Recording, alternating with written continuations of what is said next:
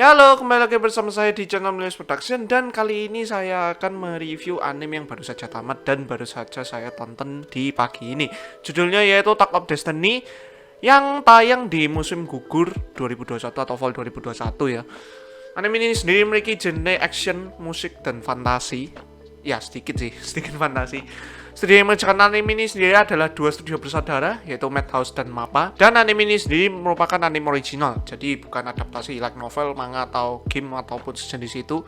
Dan anime ini sendiri memiliki jumlah episode sebanyak 12 episode. BTW, nanti kalau kalian merasa ada yang berbeda dari review kali ini, jadi ya mungkin kedepannya reviewnya bakalan aku terapin seperti ini terus supaya menghemat durasi. Oke, jadi bagi kalian yang nggak tahu apa-apa tentang anime ini atau belum nonton first impressionnya, jadi anime ini menceritakan tentang dunia post apokalips di mana dunia tersebut diserang oleh kerumunan monster yang bernama D2, dan di saat yang sama muncullah senjata untuk membasmi monster-monster tersebut yang bernama Musikart. Musikart ini tidak bisa berjalan sendiri, jadi harus dipimpin oleh seorang konduktor terpilih. Anime ini sendiri berfokus pada main karakter kita, yaitu Asahina Tak, yang merupakan putra dari musisi ternama di dunia tersebut yang bernama Kenji Asahina ya, yang secara tiba-tiba berubah menjadi konduktor sebagai akibat dari kematian orang terdekatnya yang bernama Cosette pada saat insiden monster D2 menyerang wanita tersebut. Bersama kerabat terdekatnya yang bernama Anna, ketiga orang ini berusaha mencari penyebab berubahnya tubuh Cosette ini dengan cara melakukan perjalanan ke New York, mana Symphonica atau pusatnya si Musikart dan konduktor itu ada di sana semua. Wagner ka?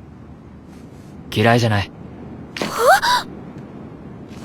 Oke, jadi itu sekilas garis besar cerita dari anime ini sendiri atau Attack of Destiny ini. Dan setelah saya menonton full episode dari anime ini, ya, saya merasakan anime ini mirip-mirip sama Guilty Crown ya, dimana dia ini mungkin konsepnya ada musiknya juga ya, sama-sama kayak gak begitu kuat gitu, terus latarnya juga sama, terus untuk konsep ceritanya ya kira-kira hampir sama sih ya antara Guilty Crown sama Attack of Destiny ini, yang bisa dibilang anime ini bagus untuk ukuran tahun 2021. Beneran bagus banget. Alurnya sendiri sebenarnya bagi aku gak terlalu ngebut ya, jadi pas. Meskipun anime ini anime original, kayak gak terlalu ngebut gitu, aku seneng banget. Terus untuk twistnya itu sebenarnya itu kayak baru berasa itu di tengah-tengah menuju akhir episode, dimana itu aku sudah kayak menaruh banyak kecurigaan pada series ini. Dan ya bisa dibilang anime ini membuat aku itu banyak berspekulasi lah di sampai akhir episodenya. Dan untuknya anime ini sendiri berhasil menepis semua spekulasi yang mungkin dibayang-bayangkan oleh kita dan ya aku sendiri ya, dimana ending dari anime ini sendiri cukup unexpected. Apakah anime ini seru untuk ditonton? Sebenarnya seru ya, cuman ada beberapa hal yang mengganggu sebenarnya dari anime ini ya. Yang pertama, ceritanya sendiri yang sedikit melenceng dari tujuan aslinya, dimana aslinya si Asahina Tak ini kayak tujuannya ke New York untuk mengatasi masalahnya dengan Cosette ini sama ya kekuatannya yang merenggut kehidupannya lah istilahnya, menjadi membasmi monster-monster di dua karena ya twist yang saya sebutkan tadi. Ya pokoknya di sini itu kayak ada kayak salah tompo intinya ya. Mereka itu mau menyelamatkan dunia tapi ya dengan cara yang salah, dan itu menurutku agak sedikit melenceng sih. 手を出すなと聞いていたはずです。ちょっと遊んだだけよ。本気で壊すつもりはなかったわ。 Terus untuk yang kedua di sini grafisnya, di sini untuk grafisnya sebenarnya agak bermasalah ya bagi aku ya, meskipun ya kalian tahu ya credibility dari MAPPA dan Madhouse ini, mereka itu kayak grafisnya itu dari animasinya, terus kayak misalnya mereka itu buat scene fighting itu pastinya kayak bagus gitu ya. Nah cuman di series kali ini aku agak sedikit menaruh kekecewaan karena denger-denger sih ya kayak MAPPA sama Madhouse ini buat episodenya itu kayak estafet gitu loh. Jadi kayak mereka tuh gak bekerja sama artinya, tapi istilahnya mereka itu kayak buat episode satu sendiri-sendiri gitu, satu-satu sendiri-sendiri gitu.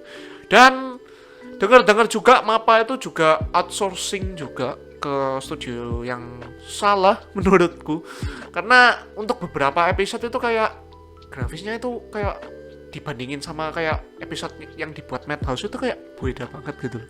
Kayak istilahnya kayak bumi dan langit gitu lah. Meskipun kayak mungkin dari art style-nya itu kayak sama gitu. Cuman di sini grafisnya sebenarnya tidak terlalu mengganggu sebenarnya. Cuman ya aku agak sayangin di sana aja sih sebenarnya. Tapi untuk standar anime sih sebenarnya grafisnya bagus sih dari MAPPA itu ya. Jadi ya pesan untuk MAPPA, kalau misalnya nggak kuat ya bisa ditunda dulu episodenya kayak anime sebelah seperti Act6 itu. Act6 itu entah kenapa masalah produksinya itu kayak ya gitulah, kayak sampai harus ditunda-tunda gitu. Ya kira-kira seperti itu sih animenya ya. Sebenarnya dramanya juga ada di anime ini ya, terutama di akhir episode itu cukup ngena banget bagi aku. Dan untuk perkembangan relationship-nya juga ada banget dari sini yang bikin aku unexpected banget lah. Pokoknya anime ini juga dari segi eksekusi cerita kayak unexpected banget. Ya anime ini sebenarnya bagus banget tapi kayak masih ada kurangnya gitu loh. Kayak sayang banget sih. Sebenarnya sih masalah dominannya sendiri itu di grafisnya sih menurutku ya. Untuk plot sebenarnya kayak bagus sih, standar Guilty Crown gitu, aku seneng. Sebenarnya aku sendiri ini juga berharap bahwa Attack of Destiny ini bisa tayang lebih lama gitu, karena bisa dibilang meskipun ini sudah berakhir ya, tapi masih kayak ninggalin kayak sedikit tanda tanya gitu ya. Ya aku harapannya sih sebenarnya bisa tayang kayak 23 episode kayak Guilty Crown gitu, biar bisa digadang-gadangin sama Guilty Crown gitu lah. Ya tapi untuk anime 2021 ini bagus sih. Ya, jadi apakah anime ini worth untuk ditonton bagi kalian? Ya, sangat worth untuk ditonton. Perpaduan musik dan lagunya di anime ini juga mendukung style musiknya ya mungkin ya. Mungkin dia ini kayak mendukung genre musiknya itu dari mungkin background soundnya gitu, background sound fightingnya gitu. Cuman sebenarnya untuk konsep musiknya kayak hampir kayak kurang kuat gitu. Jadi kita langsung aja ke karakternya di sini. Yang jelas kita punya 3 main karakter, yaitu Asahi Hinata, Cosette atau Unmei yang berubah nantinya ya, sama Ana sendiri. Untuk Asahi Hinata ini dikarakterkan sebagai karakter yang mungkin sedikit kekanak-kanakan ya, karena mungkin agak egois gitu ya. Dan dimainkan oleh Uji sama Koki yang sebelumnya sudah bermain di Tsukito Laika Tonosfera tuh, yang juga barusan tamat di bulan Desember ini, dan juga Horimiya yang sudah tayang di bulan awal 2021 atau Januari 2021. Dan kita ke karakter selanjutnya sekarang, yaitu Cosette gitu. Cosette ini dikarakterkan sebagai karakter yang kayak gimana ya, imotonya si Asahi Hinata sama si Ana itu kan. Jadi kayak dia itu kayak karakternya itu suportif banget, terus dia itu kayak ya somehow hiperaktif ya, tapi juga somehow dia juga bisa kayak empati gitu sama karakter-karakternya lain. Ya karakternya Unmei juga ini sendiri juga nantinya itu kayak jadi emotionless gitu ya, tapi perkembangan karakternya ada sih. Dimainkan oleh Shion Wakayama yang sebelumnya saya gak tahu ini dia pernah main anime apa. Ya kalian bisa cek sendiri di MAL, di situ lengkap lah pokoknya. Terus kita ke karakter yang ketiga, yaitu Ana di sini. Ana di sini ya digambarkan sebagai sosoknya yang onechan gitu ya.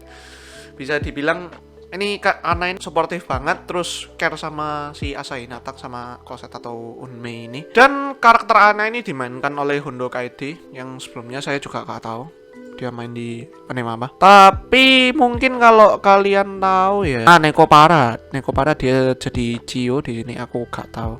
Aku belum nonton Neko Para sih, tapi ya rencananya mau nonton.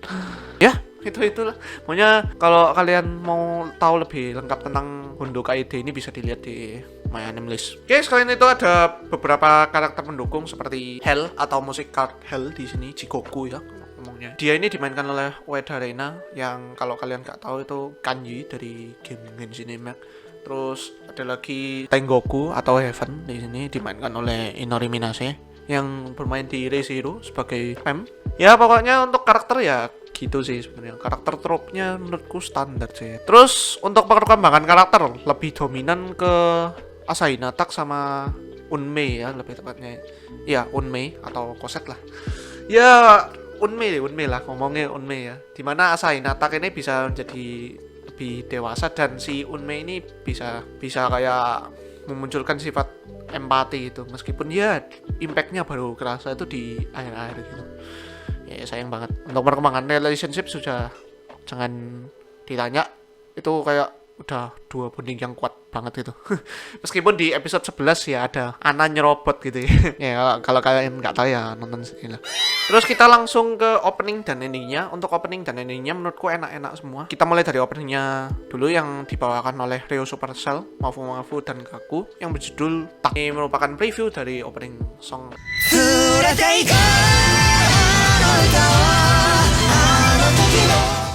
Dan itulah opening Tag of Destiny.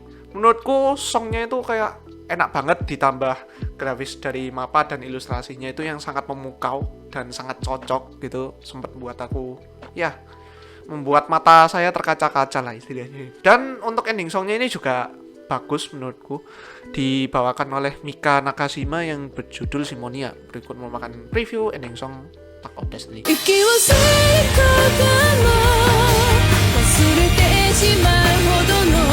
Dan itu merupakan ending song Tag of Destiny. Dan jujur ini merupakan ending song paling enak menurutku di tahun 2021 ini ya.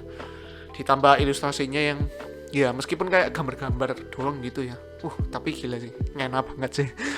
Secara meaning ngena, terus secara ilustrasi juga bagus banget, menyentuh hati. Dan mapa dan Madhouse ini juga memperhatikan detail-detail kecil seperti kayak di ending songnya itu yang koset berubah jadi Unmei gitu, yang menandakan bahwa si Asahina Tang ini sama Ana ini sudah menerima Unmei apa adanya, bukan koset lagi. Oke, jadi itu sekilas review Tag of Destiny menurut Milius Production. Apakah anime ini worth untuk ditonton? Sudah saya jelaskan bahwa anime ini sangat worth untuk ditonton. Dan apakah anime ini layak mendapatkan season 2? Jujur untuk season 2 saya sangat layak ya menurutku ya. Dan aku juga mengharapkan season 2 dari anime ini. Tapi sayangnya anime ini ceritanya lanjut ke game.